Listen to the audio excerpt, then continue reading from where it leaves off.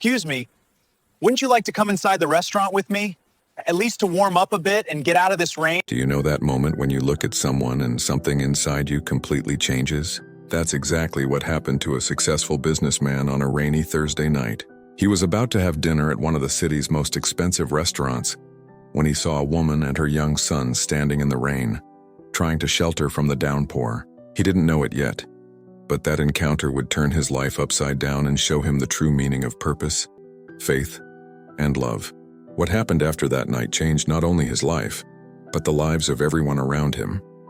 And you need to hear this story to the end, because it can change your life too. So subscribe to the channel, leave a like, and comment on where you're watching from, and let's get to the story.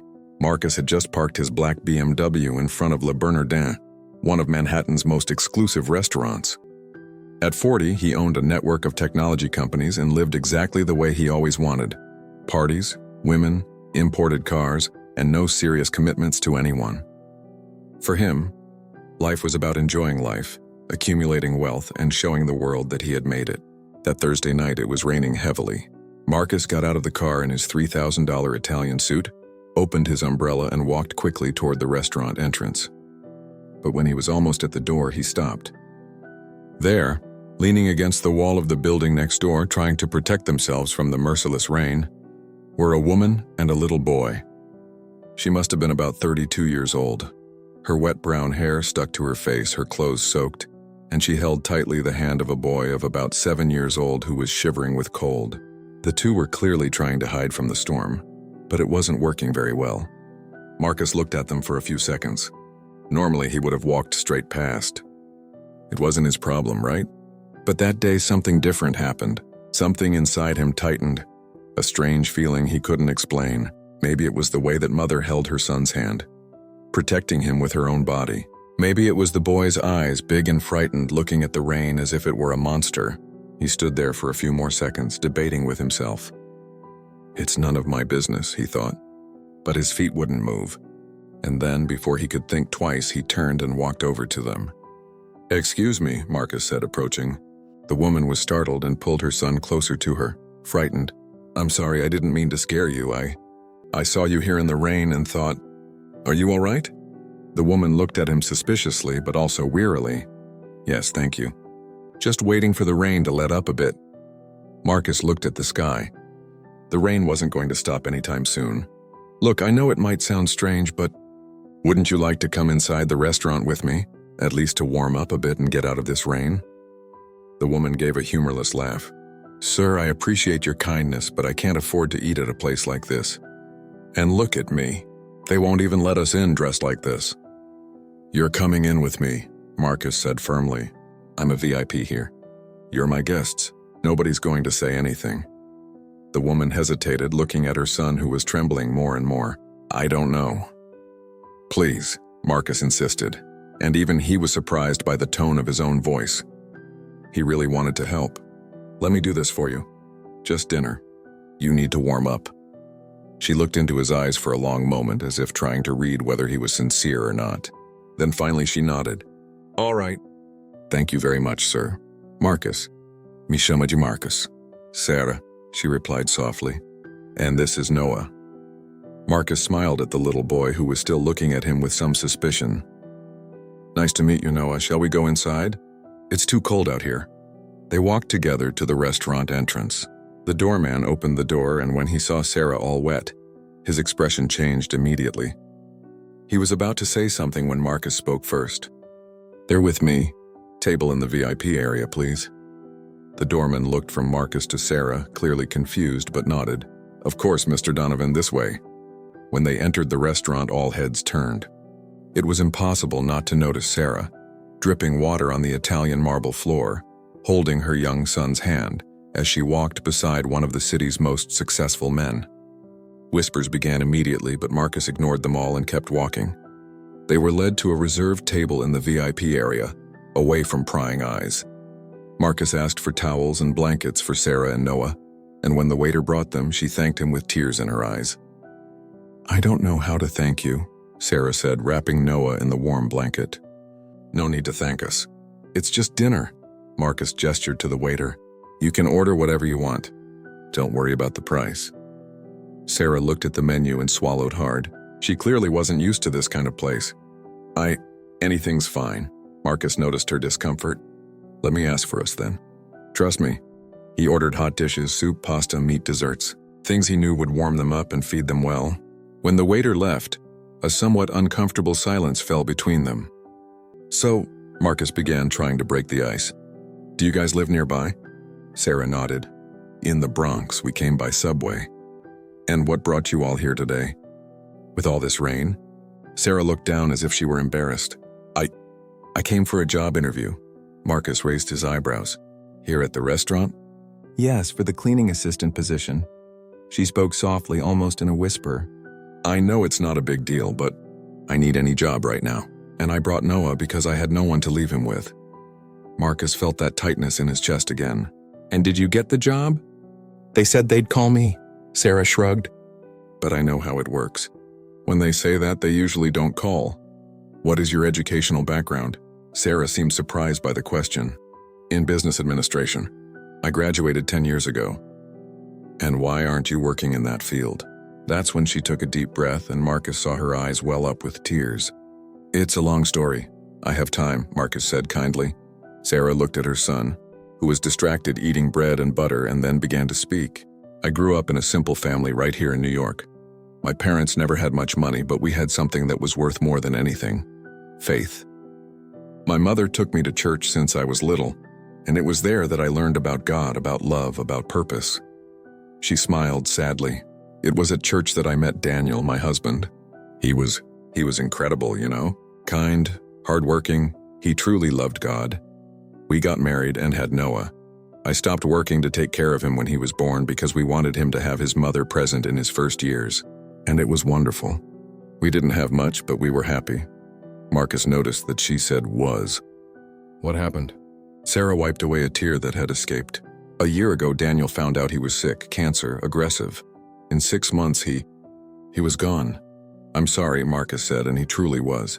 Even though he was a guy who never really cared much about others, he could feel her pain. After he died, everything fell apart, Sarah continued. All the savings went to treatments and the funeral. I tried to go back to work, but 10 years without experience in the field, with a young child to raise alone. Nobody wanted to give me a chance. So I started accepting anything. Cleaning jobs, shop jobs, delivery work, anything to pay the bills and not lose our apartment. She looked around the restaurant. When I saw the job opening here, I thought, at least it's close to home and pays a little better. But when the interview ended and I left, it was raining like this. And I didn't have money for the subway back because I had calculated exactly how much I could get here. So we stayed there waiting. Marcus remained silent, processing everything. He looked at Sarah, really looked, and saw a woman who had lost everything but was still fighting. He saw a mother who brought her son to the job interview because she had no other option. He saw someone who had been through hell but still had dignity in her eyes. And even after all this, Marcus spoke slowly. You still have faith? Sarah looked at him and smiled, and it was a genuine smile. I do. I know it sounds crazy, but I do. God never promised that life would be easy, but he promised that he would never abandon me, and I feel him with me every day. In the little things, you know? In Noah's smile, in the people who are still kind in moments like this. Marcus was speechless. He had never met anyone like that. Throughout his life, Marcus had known people who complained about everything, people who had much more than Sarah and yet lived bitter, dissatisfied, always wanting more. And here was a woman who had lost her husband, who was starving with her son who had nowhere to turn, and she spoke of God with a sparkle in her eyes. As if he were real, as if there truly was hope in the midst of it all. Do you really believe all of this? Marcus asked, almost unintentionally. With all my soul, Sarah replied with conviction. This phase I'm going through is difficult, I won't lie. There are nights when I cry when Noah sleeps because I don't know how I'm going to pay next month's electricity bill. But I really know that this is just a phase. God didn't bring me this far to abandon me now. Marcus didn't know what to say. He had never been religious. In fact, he was the complete opposite. For him, God was a crutch that weak people used to feel better. But looking at Sarah, seeing the strength she had, the dignity, the hope, it didn't seem like weakness at all. It seemed like something much greater than he could understand. The food arrived and they ate. Noah, who had been quiet until then, began to open up a little, telling Marcus about school and how he wanted to be an astronaut when he grew up. Marcus found himself genuinely smiling for the first time in a long time. It wasn't that business-like, fake, calculated smile. It was real. When they finished eating, Marcus called the waiter and paid the bill without even looking at the amount. Then he turned to Sarah and said something he hadn't expected to say himself. "Sarah, I own several companies here in New York, mostly technology companies. And one of my companies needs an administrator, someone organized, responsible, who knows how to deal with people." He paused. "Do you want the job?" Sarah's eyes widened. "What, sir? I don't understand." "Marcus." "And yes, you understood. I'm offering you a job. As an administrator. At my company. With a decent salary, benefits, everything in order. But you don't even know my work. You haven't seen my resume, have you?" "I saw something far better than a resume," Marcus interrupted her. "I saw who you are, and that's worth more than any piece of paper. So do you accept?" Sarah began to cry. It wasn't a quiet cry, it was a cry of relief, of gratitude, of someone who had endured so much weight alone that she could finally break down. Noah became worried and hugged his mother, but she smiled through her tears. "I accept." "Oh my God, I accept. Thank you so much, Marcus. Thank you so much. You have no idea what this means to me." Marcus felt a lump in his throat. "You start Monday. I'll give you the address. And don't worry about clothes or anything like that, we'll figure it out." When they left the restaurant, the rain had stopped. Marcus drove them both to the Bronx in his car. During the drive, Sarah kept thanking him and Noah slept in the back seat, finally warm and fed. When they arrived at their apartment building, Marcus looked around. It was a humble place, but Sarah treated it with affection, as if it were a palace. "See you Monday," Marcus said as they said goodbye. "See you Monday," Sarah replied with a huge smile. "And Marcus, thank you. From the bottom of my heart, you were an angel today."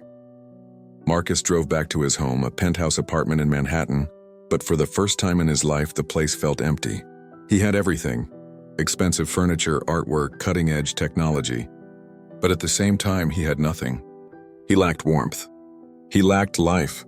He lacked purpose. That night, he couldn't sleep. He kept thinking about Sarah, about Noah, about everything she had said about faith. He always thought faith was for weak people, but Sarah was one of the strongest people he had ever known. And she attributed everything to God. On Monday, Sarah arrived at Marcus's company promptly at 8 in the morning. She had managed to pay a babysitter to look after Noah, thanks to the advance Marcus had given her. When she entered, all the employees looked curiously at the new manager. Marcus introduced her personally. "Everyone, this is Sarah. She's going to be our new general manager. I want everyone to treat her with respect and cooperate with her." And Sarah didn't disappoint. From day one, she showed she knew what she was doing. But more than that, she brought something that company had never had: humanity. She greeted everyone by name, asked how people were doing, remembered birthdays, listened to problems. In 2 weeks, she already knew the life story of half the employees. There was a guy at the company, Kevin, who was known for being withdrawn and somewhat rude to everyone. Nobody really liked him. But Sarah didn't give up. She always greeted him with a smile, asked how his weekend had been, and left him a coffee on his desk. And after a month, Kevin finally opened up. He told her that he had recently lost his sister and was struggling with depression. Sarah listened to everything, cried with him, and from that day on, Kevin was a different person. Lighter, more present. Stories like this multiplied. Sarah had a gift for seeing people for who they truly were. Beyond the masks everyone wore at work, and the whole company changed. The atmosphere became lighter, people more motivated. Productivity increased not because of pressure, but because people genuinely wanted to be there. Marcus watched all this from afar, impressed. In 3 months, Sarah had already been promoted to general manager, and everyone loved her. But it wasn't just that. Marcus realized that he himself was changing. He began to pay attention to the people around him, to truly listen, to care. And every time he spoke to Sarah, he felt he wanted to be a better person. One day after an important meeting, Marcus called Sarah into his office. "I wanted to thank you," he said. Sarah seemed confused. "Thank you, but why? You're the one who gave me this opportunity." "It's not just about the job," Marcus explained. You changed this company. You changed the people here, and you changed me too." Sarah smiled. "I didn't do anything special. I just treated everyone with the love I would like to receive. That's a lot more than most people do.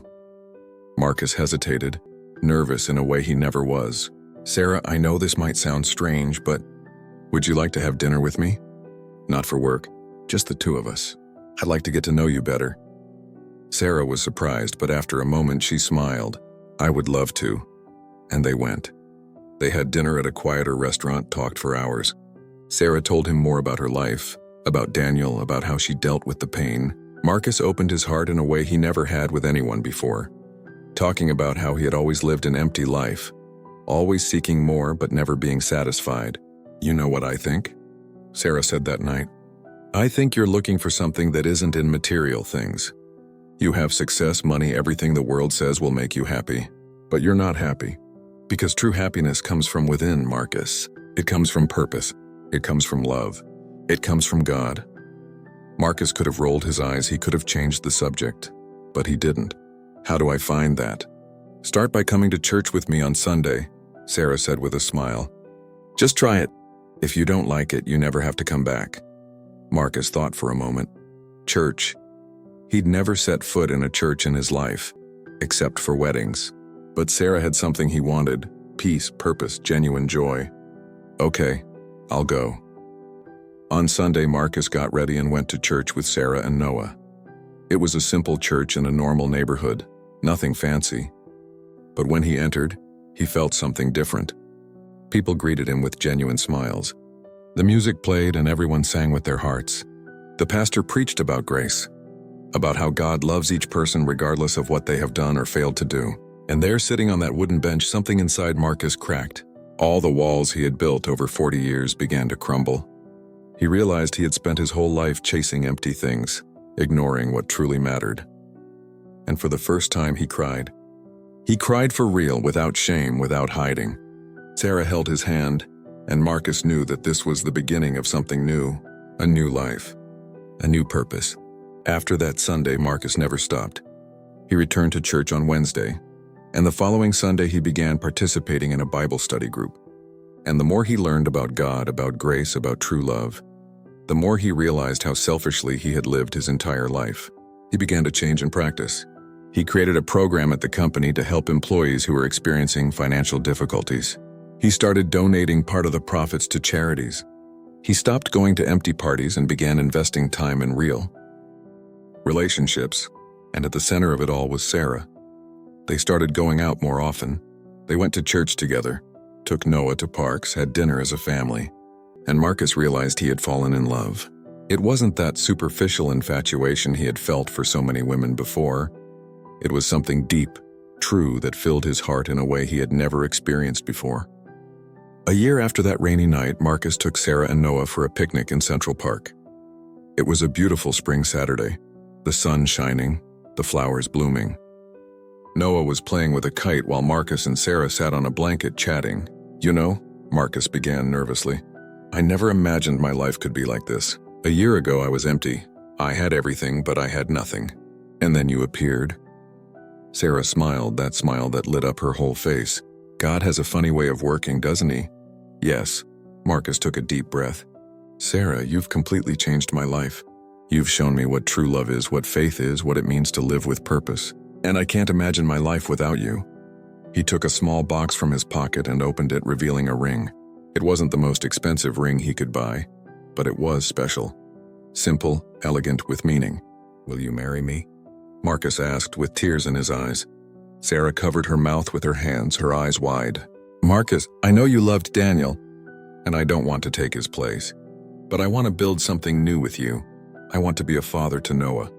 I want to spend the rest of my life loving you and serving God by your side, so will you accept? Yes, Sarah shouted, throwing her arms around his neck. Yes, yes, yes. Noah came running, dropping his kite. What happened? Why is Mommy crying? Marcus crouched down to Noah's level.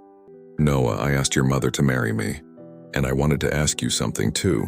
Will you let me be your father? I won't try to replace your real father, but I want to take care of you and love you as if you were my own son. Noah looked at his mother, who nodded with a huge smile, and then looked back at Marcus, and then he hugged Marcus tightly. I always wanted a father again. Marcus hugged the boy, feeling his heart burst with love. Right then and there, he realized he had finally found what he had been searching for his whole life. 2 years later, they married in a beautiful ceremony at the church Sarah had attended since childhood. Marcus invited all the company employees, and many of them witnessed the tears on his face when Sarah walked down the aisle. She was radiant, stunning in her simple dress, holding a bouquet of daisies, and Noah stood beside Marcus as his best man. Their life wasn't perfect after that. They had challenges, arguments, difficult moments like every couple does, but they faced everything together with faith, with love, with commitment. A year after the wedding, Sarah became pregnant. When they found out it was a girl, Marcus cried tears of joy. He had never imagined he would be a father, and now he was going to have not only Noah, but a little girl too.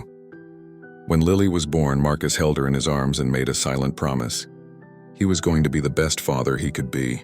He was going to raise her and Noah with love, with values, with faith. He was going to show them that life isn't about having things, but about loving people. Marcus's company continued to grow, but now he managed it differently. It was no longer about profit at any cost. It was about creating an environment where people felt valued, where they could grow, where they could balance work and family, and Sarah remained the soul of that company.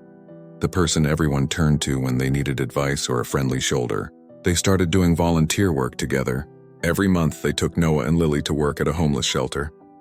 They donated clothes, food, but mostly their time. Marcus would sit and talk with those people, listen to their stories, and always remember that he could have been different. He could have walked right past Sarah and Noah that rainy night. He could have ignored the tightness in his chest and continued his empty life. But he didn't do that, and that decision changed everything. One night, some years after their wedding, Marcus and Sarah were lying in bed talking before going to sleep. Noah, now 14, was in his room doing his homework. Lily, 3 years old, was sleeping in her crib next to their bed. "Do you remember that night?" Marcus asked suddenly. "The night we met?" Sarah turned to him and smiled. "How could I forget? I was hopeless, desperate, not knowing how I was going to survive. And then you appeared." "I don't know what made me stop," Marcus confessed. "Throughout my life, I had ignored people who needed help. But that day, something was different. It was God," Sarah said with conviction. "He put you there at that exact moment because he had a plan for both of us.